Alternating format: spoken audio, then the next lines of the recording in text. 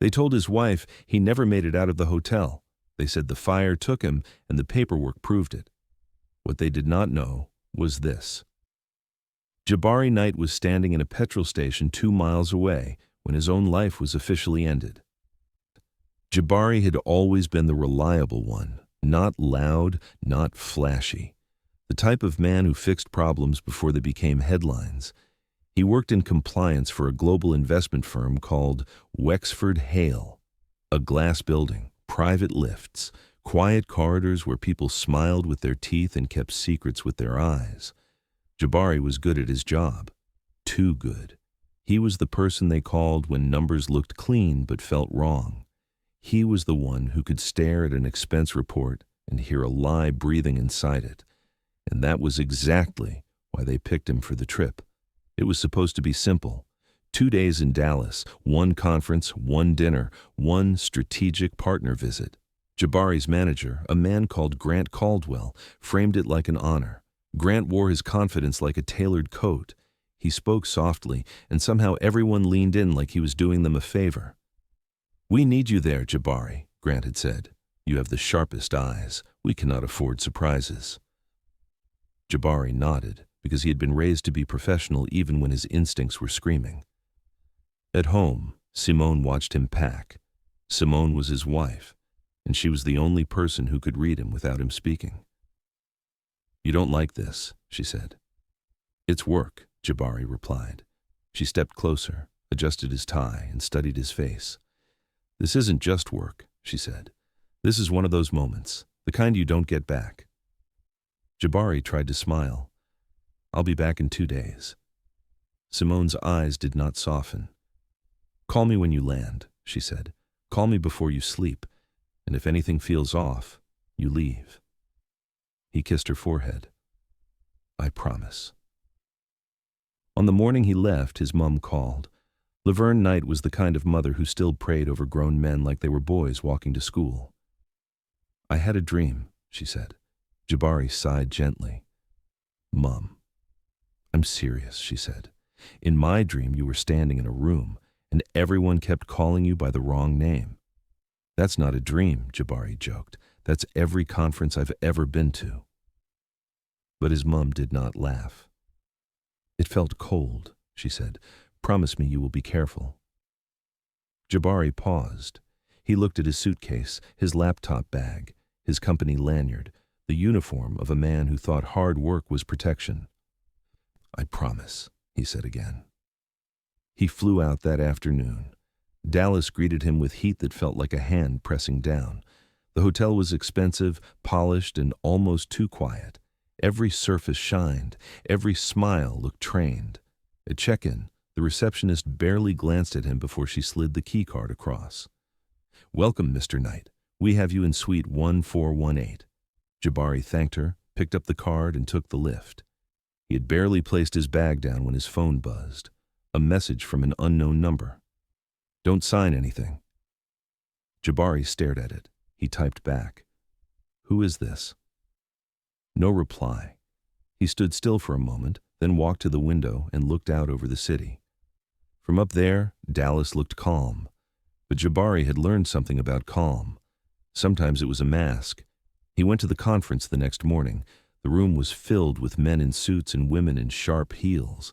People who spoke in numbers but were really talking about power. Grant Caldwell greeted him with a firm grip and a smile that did not reach his eyes. "There he is," Grant said. "Our watchdog." Jabari forced a polite laugh. Grant leaned closer, voice low.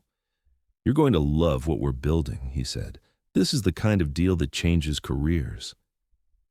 Jabari looked around. He noticed something small. A man across the room, standing near the coffee station, watching him. Not networking, not smiling. Just watching. When their eyes met, the man looked away. Jabari felt the hair at the back of his neck lift. He went through the day like he always did, listening more than he spoke, taking notes, watching who avoided certain topics. By midday, he had a folder of documents from a partner company called Stonebridge Logistics. Stonebridge was being presented as the key to Wexford Hale's next leap. Warehouses, shipping routes, government contracts. It all sounded clean. But Jabari's job was to find the dirt under clean shoes. That afternoon, Grant invited him to a private meeting, a small room, no windows, two other men Jabari had never met. Grant shut the door and smiled like it was friendly. "Jabari," he said, "we just need your sign-off on the partner risk assessment, standard stuff." He slid a document across. Jabari scanned it. His eyes moved quickly, but his mind moved faster. Something was missing, not a typo, not a formatting error. A whole section had been removed, the section that normally listed political exposure, offshore links, and third-party beneficiaries. Jabari looked up. "This is incomplete," he said. Grant's smile thinned. "It's fine," Grant replied. "We streamlined it. Less noise." Jabari tapped the page. "This is the part that tells us who we're really dealing with." One of the men in the room shifted in his chair. The other one stared at Jabari like he was memorizing his face. Grant's voice stayed calm, but something in it sharpened. "Just sign it," Grant said. "The board wants speed." Jabari took a breath. He thought of Simone. He thought of his mum. He thought of all the times he had been told to be grateful just to be in the room. He slid the paper back. "I can't sign this," he said. Grant stared at him for a long beat. Then he laughed softly. "Jabari," he said, "you're always doing the most." Jabari did not smile. "This is my job," he said, "to make sure we don't get into bed with something that kills us later." That was the moment the air changed. Grant stood up. He walked around the table slowly, like a man taking his time because he could. He stopped behind Jabari's chair. "You know what I like about you?" Grant said quietly. "You think rules are real." Jabari felt his stomach tighten. Grant leaned closer. "Sign it," Grant murmured, "or you'll find out how flexible reality can be." Jabari stood up. "Threats don't work on me," he said. Grant's smile returned, colder now. "We'll see," he replied. Jabari left that room with his heart beating too fast for a simple meeting. He went back to the conference floor. The man from earlier was gone. That evening, there was a dinner. A restaurant with dim lighting and expensive plates. People laughed too loudly, toasted to vision, talked about family while stepping on real families behind the scenes. Grant raised his glass. "To Wexford Hale," he said, "to clean hands and bold moves." Everyone clinked glasses. Jabari sipped water. Halfway through, his phone buzzed again. Same unknown number. "Leave the hotel tonight." Jabari's mouth went dry. He showed the message to nobody. He kept his face neutral. He stayed until the dinner ended, then walked out with the group. Grant placed a hand on Jabari's shoulder like they were friends. "You did good today," Grant said. "Get some rest." Jabari nodded and walked away. Outside, the heat had cooled, but the city still hummed. He took a rideshare back to the hotel. As he stepped into the lobby, he noticed two things. First, the receptionist avoided his eyes. Second, there was a security guard near the lifts who had not been there before. Jabari walked past with a polite nod. The guard did not nod back. Up in his room, Jabari locked the door, set his bag down, and stood still. He listened. Silence. But it felt like the kind of silence that was waiting. He took out his laptop and opened the Stonebridge file again. He dug deeper. He searched the company registry. He cross-checked names on the document, and then he saw it. A pattern, shell companies, nested ownership, a trail that led not to a logistics firm, but to a private contractor with a history of investigations. The kind of company that did not move boxes. It moved people, money, influence. Jabari's hands slowed. He leaned back. If he signed that risk assessment, he would be the stamp that made it all legitimate. If it collapsed later, his name would be on the paperwork. He would be the fall guy. He picked up his phone and called Simone. She answered on the second ring. "Hey," she said quickly, "you landed safe?" "Yes," he replied. "Listen, something's wrong." Simone went quiet.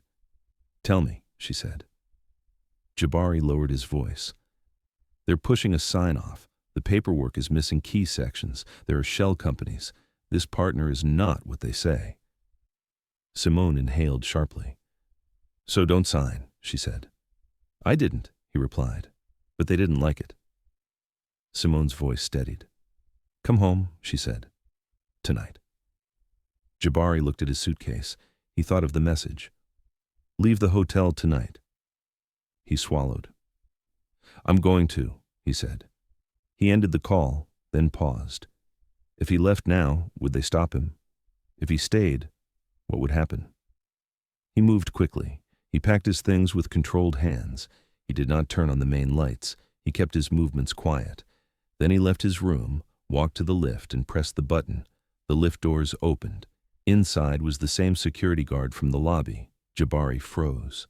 The guard looked at him, then at Jabari's suitcase, then back at Jabari. Evening, the guard said, voice flat. Jabari forced a nod. Evening, he replied. The guard did not move. Jabari did not step in. He waited, like he was just deciding. The guard's eyes narrowed slightly. Jabari smiled, pointed at his phone. Forgot something, he said casually. He turned away, walked back down the corridor, and only when he rounded the corner did he breathe again. He took the stairs instead. 14 floors. His legs burned, but fear kept him moving. He exited through a service door that led into a back hallway. The air smelled like cleaning chemicals and warm metal. He reached the ground floor and slipped out near the kitchen entrance. Outside, he did not head back to the front. He walked fast, then slower, then fast again. He kept his head down. He turned corners with intention. 2 blocks away, he found a petrol station. Bright lights, cameras, people. He walked in, bought a bottle of water he did not want, and stood near the counter pretending to scroll. That was when it happened. His phone exploded with notifications, first a missed call from Grant, then another, then a text. Where are you? Then a final one. Answer now. Jabari's stomach dropped. He looked up at the TV mounted above the counter. Local news, a breaking banner, a fire at a luxury hotel, guests evacuated, and then the words that made his skin turn cold. Authorities confirm 1 fatality. Jabari's hand tightened around the water bottle. The presenter spoke again. The deceased has been identified as out-of-town business traveler Jabari Knight. The cashier glanced at him, not recognizing him, just reacting to the TV. That's crazy, the cashier said. That hotel's fancy. Jabari could not speak. He stared at the screen. They had said his name, his full name, like it was settled, like it was done. His phone rang. Simone. He answered with shaking fingers. Simone, he whispered. Her voice was crying already. Jabari, she said, broken. They called me. They said I'm alive, he said. Silence. Then a strangled sound, like her body did not know whether to laugh or collapse. What? She breathed. I'm alive, he repeated. I left. I'm not at the hotel. Simone's voice turned sharp with panic. Where are you? She demanded. Where are you right now? At a petrol station, he said, 2 miles away. Stay there, she said. Stay in the light. Do not go anywhere alone. Jabari swallowed. They're saying I'm dead on the news, he said. Simone's voice lowered. That means someone wants you dead, she said, or wants you gone.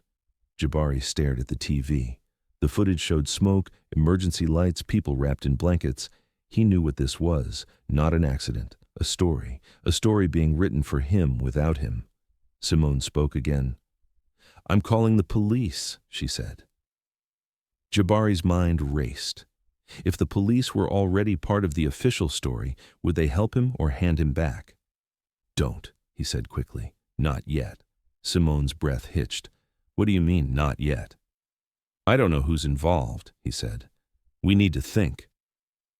Simone was quiet. Then she whispered, They said you were identified. Jabari's eyes narrowed. How? He asked. How did they identify me if I wasn't there? Simone's voice shook. They said they found your passport. Jabari's hand went numb. His passport was in his pocket. He slowly pulled it out, looked at it like it was proof he existed. They're lying, he said. Simone started to cry again. So what do we do? She whispered. Jabari looked around the petrol station. 2 men in work boots, a woman with a baby, a teenager buying snacks, normal life. And his life was being erased in real time. We move carefully, he said. I'll find a safe place. I'll call you. Simone's voice became a plea. Come home, she said. Please. I will, he promised. I just need to survive long enough to do it. He ended the call. Then his phone buzzed again. An email from Wexford Hale. Subject line, condolences. Jabari's chest tightened. He opened it. Formal language, sympathetic tone. We are saddened to confirm the passing of our colleague. His eyes blurred. It was not just the news. His own company had declared him dead. His hands moved on instinct. He tried to log into his bank app. Error. He tried another account. Error. He tried his credit card. Declined. He stared at the screen, heart racing. He was dead, and the world treated him like a ghost. He stepped outside. He leaned against the wall. He forced air into his lungs. He needed a plan. He needed someone who was not tied to Wexford Hale, someone local, someone who did not care about corporate games. He called his mom. Laverne answered immediately, like she had been holding her breath all night. Baby, she cried. They told me. Mom, he said softly. I'm alive. Silence. Then a scream, a prayer, a sob, all at once. Oh God, she whispered. Oh God, thank you. Jabari's throat tightened. Mom, listen to me, he said. Do not tell anyone, not even Auntie, not anybody. His mom's voice became fearful. Why, she asked. Because they've declared me dead, he said, and I think they did it on purpose. His mom's breath caught. Who would do that? She whispered. Jabari stared into the dark. The people I work for, he said. His mom's voice dropped to a low, trembling tone. Come home, she said. Come to me. I can't yet, he replied. I need to protect you and Simone. If they think I'm alive, they'll come for you. His mom made a sound like pain. I had that dream, she whispered. I told you. Jabari's eyes closed briefly. I know, he said. I'm sorry. He ended the call. The next morning he tried to board a flight anyway. He walked into the airport with his hood up, cap low, suitcase gone. He carried only a backpack. He got to the check-in desk and slid his ID across. The attendant typed, then frowned. Sir, she said, voice uncertain, this is coming up flagged. Jabari's heartbeat spiked. Flagged, he repeated. She looked up, eyes widening slightly. I need to call a supervisor. Jabari took his ID back calmly. No problem, he said, forcing a smile. I'll step aside. He stepped aside, walked away, and did not look back. By the time the supervisor arrived, Jabari was already out the doors, moving fast into the crowd. They had flagged him. In a system. A database. He felt it. He was not just dead in a story. He was dead on record. He found a small motel on the edge of the city, paid cash using the last notes he had. He sat on the bed and stared at the wall. A man could survive a night.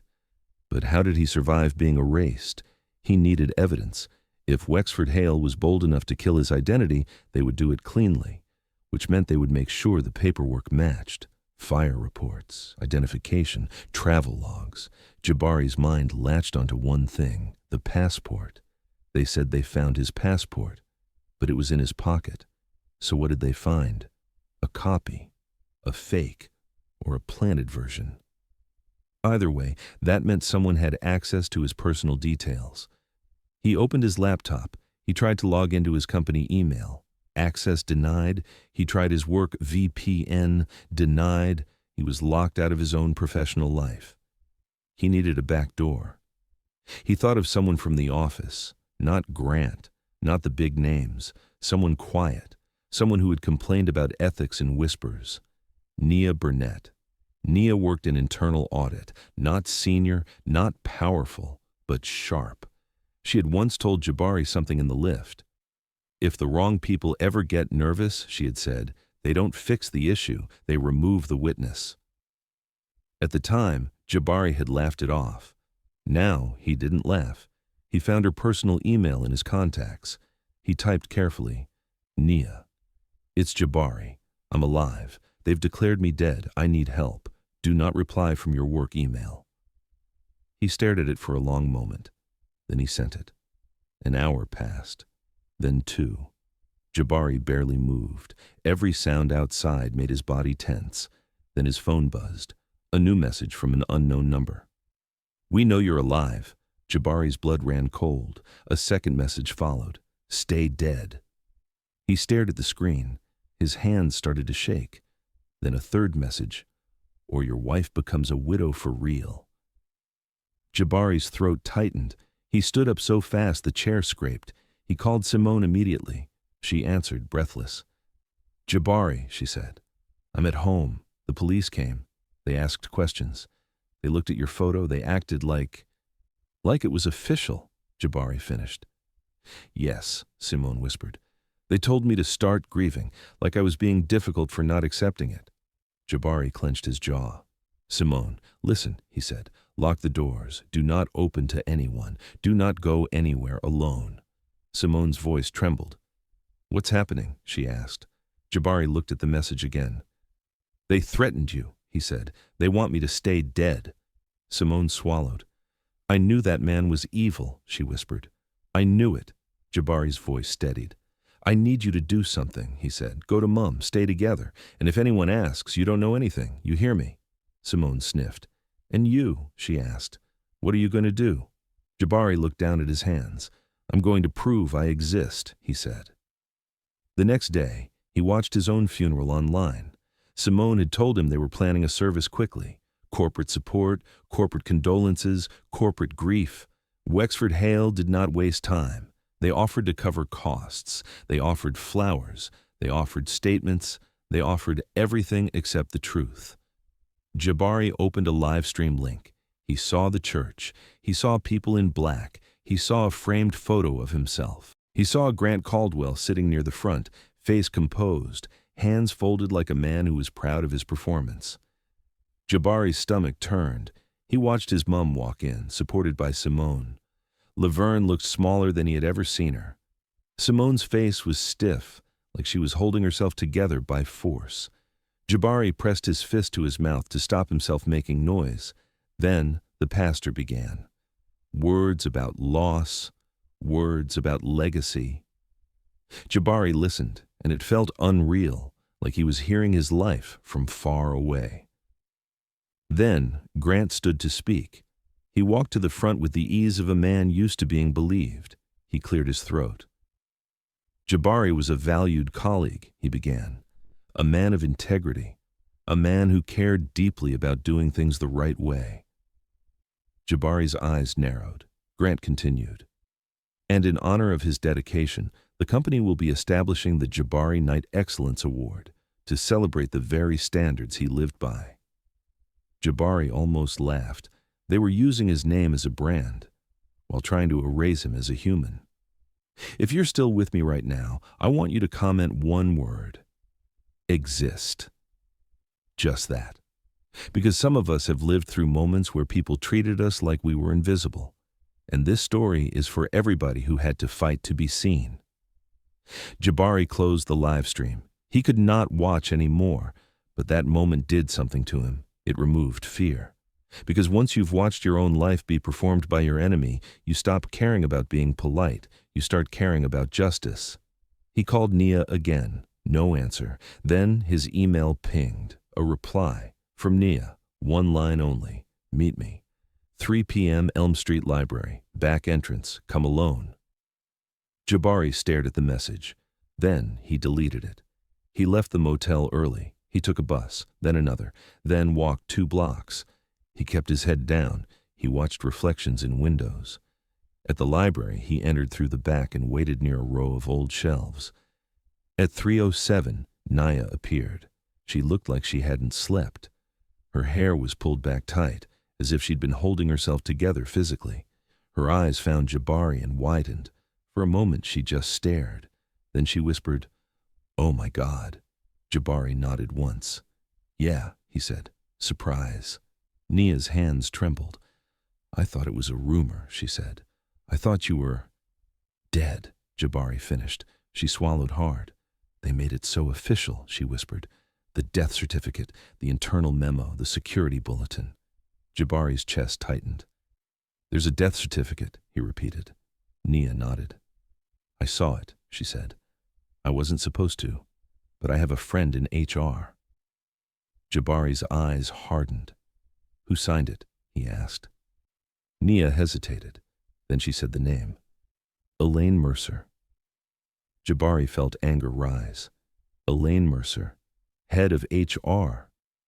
A woman who spoke about well-being while destroying livelihoods. A woman who once told Jabari after a colleague complained about bias, "Perception is not evidence." Jabari leaned closer. "How did they identify my body?" he asked. Nia's face tightened. "There was no body shown," she whispered. "They said it was unrecoverable because of structural damage." Jabari's jaw clenched. "Convenient," Nia continued. "But the identification was based on personal items." Jabari's hand tightened into a fist. "My passport," he said. Nia nodded. "And your company badge," she added. Jabari's pulse spiked. His badge had been in his room, on the desk. When he left through the stairs, he had not taken it. They had staged it perfectly. They had used his badge to place him back in that hotel. Nia looked at him with fear. "They did this because you refused to sign," she said. Jabari nodded. "And because I saw something," he said. "Stonebridge is not what they say." Nia's voice dropped. "I know," she whispered. Jabari's eyes narrowed. "How?" he asked. Nia exhaled shakily. "I've been tracking anomalies," she said. "Vendor payments, travel expenses, gifts, off-the-books consulting fees." She glanced around, then pulled a small USB stick from her pocket. "I copied what I could before they locked me out," she whispered. "They're cleaning the servers." Jabari stared at the USB like it was a lifeline. "Why help me?" he asked. Nia's eyes hardened. "Because I'm tired," she said. "And because I saw what they did to Marcus in procurement last year. They ruined his life and called it restructuring. And because if they can erase you, they can erase any of us." Jabari nodded slowly. "Okay," he said. "We need to expose them." Nia swallowed. "How?" she asked. "You're dead." Jabari's mouth tightened. "Then we use that," he said. They met again that night, this time in Nia's flat. The curtains were closed, phones were off. The room smelled like coffee and fear. Jabari plugged the USB into Nia's laptop. Files opened, emails, PDFs, spreadsheets, and then a folder labeled Life Insurance. Jabari stared. Nia clicked. Inside was a policy, Key Person Insurance, on Jabari, worth $10 million, the beneficiary, Wexford Hale. Jabari felt his stomach drop. They had insured him, then erased him, then collected him. Nia's voice shook. "I didn't know about this until today," she said. Jabari's eyes burned. "This is why," he whispered. "This is why they needed me dead." Nia scrolled further. There were internal emails. Elaine Mercer writing, "Status must be finalized by Monday." Grant Caldwell replying, "Understood. Travel and identification process is in place." A third name appeared, Reggie Monroe, IT Security. Nia frowned. "That's weird," she whispered. "Reggie's not senior enough to be on this thread." Jabari's mind clicked. Reggie. He remembered Reggie. A quiet black man who always wore headphones, always looked tired. Reggie once told Jabari in the corridor, "They think IT people don't have morals. They think we're just tools." Jabari looked at Nia. "We need Reggie," he said. Nia hesitated. "He could be involved," she warned. Jabari nodded. "Or he could be the one who regretted it," he replied. They reached out carefully. Nia used a burner email. One message. "We know you were on the thread. We know the truth. If you want out, meet us." They waited. 2 hours later, an email came back. One sentence. "You should not be alive." Jabari stared at it. Then another message. "They'll come for you again. And next time they won't miss." Nia's hands shook. What do we do? She whispered. Jabari took a breath. He made a decision. He did not want to hide forever. He wanted to end it. You said they're cleaning the servers, he said. That means they're scared. Nia nodded. They've sent people into audit. They're asking questions, she said. They're watching me. Jabari leaned forward. Then we give them a reason to panic, he said. We force a mistake. Nia stared at him. How? She asked. Jabari's eyes hardened. We set a trap, he said. The trap was simple. Greedy people could not resist money. Jabari wrote an email from a fake account, posing as an outside investigator. He referenced the insurance policy. He referenced Stonebridge. He implied he had evidence. Then he offered a deal. Pay a smaller amount to make the problem disappear or face exposure. He sent it to one person, Grant Caldwell. They waited. For a day, nothing happened. Then Jabari's phone buzzed. A call from an unknown number. Jabari looked at Nia. Nia nodded. Jabari answered. Silence. Then Grant's voice. Soft, controlled, dangerous. You're playing games, Grant said. Jabari kept his voice calm. I'm not playing, he said. I'm negotiating. Grant laughed quietly. You can't negotiate, he said. You're dead. Jabari felt anger surge, but he controlled it. Funny, he replied, because you sound nervous for a man who believes I don't exist. Grant's voice tightened. What do you want? He asked. Jabari leaned closer to the phone. I want my life back, he said, and I want you to admit what you did. Grant was silent for a beat. Then he spoke, low. You should have signed, he said. You were warned. Jabari's heart pounded. Nia held up her laptop, recording. Jabari kept talking. Why did you do it? He asked. Why declare me dead? Grant exhaled through his nose like he was annoyed. You were a liability, he said.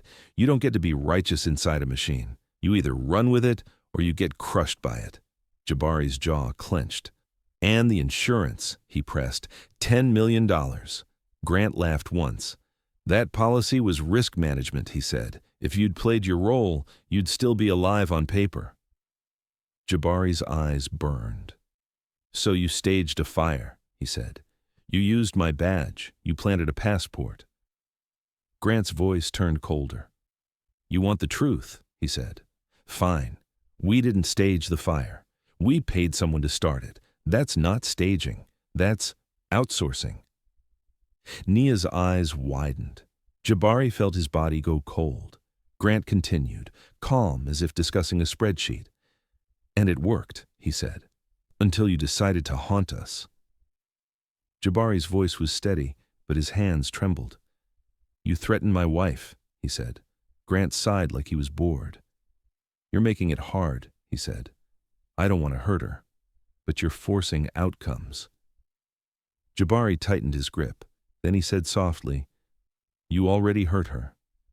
Grant paused. Then he spoke again. You have two options, he said. Stay dead, and we leave your family alone, or we finish what was started. Jabari's throat tightened. Nia stared at him, eyes wet. Jabari spoke into the phone. I'm not staying dead, he said. Grant's voice sharpened. Then you're choosing war, he replied. The line went dead. Nia's breath shook. We have him, she whispered. We have him saying it. Jabari nodded slowly. But we need it to matter, he said. A recording meant nothing if no one would publish it. Wexford Hale had lawyers, power, influence. They could call it fake. They could bury it. They needed an authority that could not be bought easily. Nia knew someone, a regulator contact, a woman who had left corporate law to work for the state after her brother was destroyed by a company with clean hands and dirty hearts. Her name was Rosa Delgado. They met Rosa in a quiet diner. Rosa looked at Jabari like she was looking at a ghost, then at Nia like she was measuring her courage. You're telling me, Rosa said slowly, that a multinational firm declared a living man dead. Jabari nodded. And profited from it, he added. Rosa's jaw tightened. Show me, she said. Nia slid the laptop across. She played the audio. Grant's voice filled the booth, cold, confident, confessing. Rosa listened without moving. When it ended, she stared at Jabari. "You understand what happens if we move on this," she said. "They will come hard. They will call you unstable. They will accuse you of fraud. They will paint you as a con man trying to extort money." Jabari nodded. "I understand," he said. Rosa's eyes narrowed. "And you still want to do it?" Jabari's voice was calm. "They buried me while I was alive," he said. "I don't get to be scared of their lies anymore." Rosa leaned back. "All right," she said. "We do this carefully. We build a chain. We document everything. And when we strike clean." For weeks, Jabari lived in the shadows. He could not use his name. He could not use his face. He wore caps, hoodies, sunglasses. He stayed in places with cameras because cameras were protection now. He spoke to Simone only through secure lines. Simone and Laverne stayed together, moving like women who had learned how to survive storms. Simone was strong, but the strain showed. She told Jabari about the calls, unknown numbers, silent breathing. One day, a bouquet arrived at the door. No card, just white flowers. Simone's hands shook as she threw them away. "They're playing with me," she whispered over the phone. Jabari's voice was low. "They're trying to break you," he said. "They want me to rush. They want me to make a mistake." Simone exhaled sharply. "Well, I'm not breaking," she said. "Tell me what you need." Jabari paused. Then he said, "I need you to keep being alive." Simone's voice softened. "You too," she whispered. Rosa worked fast. She obtained fire reports. She questioned hotel staff. She found something that made her eyes go cold. A maintenance request in the hotel system. A door lock was overridden that night. Suite 1418, Jabari's room. The override was requested by someone using corporate credentials, not hotel credentials. Corporate. Rosa traced the login. Reggie Monroe, IT security. Rosa called Jabari. "We need him," she said. Jabari nodded. "We'll bring him in," he replied. They arranged a meeting with Reggie at a car park during daylight. Reggie arrived nervous, hood up, eyes darting. He saw Jabari and froze. "You're dead," he whispered. Jabari stared at him. "Yeah," he said. "So why are you sweating?" Reggie swallowed hard. "I didn't know," he said. "I swear. I didn't know they were going to—" "You were on the thread," Nia said, voice sharp. Reggie flinched. "I was told it was a simulation," he said. "A security exercise. They said it was a drill to test emergency protocols." Jabari's face hardened. "They told you that a death certificate was a drill," he said. Reggie's eyes filled. "I didn't see the certificate," he whispered. I helped them override the door. I helped them access the badge system. They told me it was for a controlled situation. Then the news happened. Then the memo came out. And I realized." He looked at Jabari like he wanted forgiveness but didn't deserve it. "I tried to undo it," he whispered. "But Elaine told me if I spoke, I'd be next." Rosa stepped forward. "You can be next," she said calmly, "or you can be protected and tell the truth." Reggie stared at her. "Protected," he repeated. Rosa nodded. Reggie's shoulders dropped like a man finally letting go. "I'll tell you everything," he whispered. That was the turning point, because Reggie had something Jabari did not. Internal logs, proof, timestamps, the fingerprints of a lie. Reggie provided access logs that showed exactly when Jabari's badge was used. He provided emails where Elaine Mercer instructed him to freeze user identity status. He provided a list of accounts that were altered, a whole process built for erasure. Rosa built the case, and when it was strong enough, she made one move that changed everything. She obtained a warrant, not for Jabari, for Wexford Hale, for Elaine Mercer, for Grant Caldwell, for Stonebridge. The morning the warrant hit, Jabari watched the news again. This time, the banner did not say he was dead. This time, it said something else. Major financial firm raided amid fraud and insurance investigation. Jabari's heart pounded. Rosa called. "It's happening," she said. Jabari's voice was quiet. "Good," he replied. Within hours, Grant tried to run. He boarded a private flight, but Rosa's team was waiting. They stopped him at the steps, handcuffed him in front of his pilot. Grant's face did not crumple. Not yet. Elaine Mercer tried to play calm. She sat in an interview room and smiled like it was a misunderstanding. But when Rosa placed the logs in front of her, Elaine's smile faltered. Because you cannot out-talk timestamps, you cannot gaslight a database, and you cannot call a living man dead when he is about to walk into court. The court date came fast. Rosa wanted impact. She wanted the truth to land loud. On the day of the hearing, the courtroom was filled. Media, lawyers, quiet corporate faces. Simone sat in the front row, back straight, eyes fierce. Laverne sat beside her, hands folded, whispering prayers. Grant Caldwell entered wearing a suit that looked more expensive than humility. Elaine Mercer followed, chin lifted. They sat like people who believed the room still belonged to them. Then Rosa stood. She spoke to the court clearly. She introduced evidence, fire reports, access logs, insurance policy, audio confession. Then she said the sentence that made the room shift. And finally, she said, we will hear from the victim. Grant's head lifted slightly, almost amused. Elaine's eyes flicked around. The judge looked down. Call your witness, the judge said. Rosa turned toward the door. Jabari stood outside, heart pounding.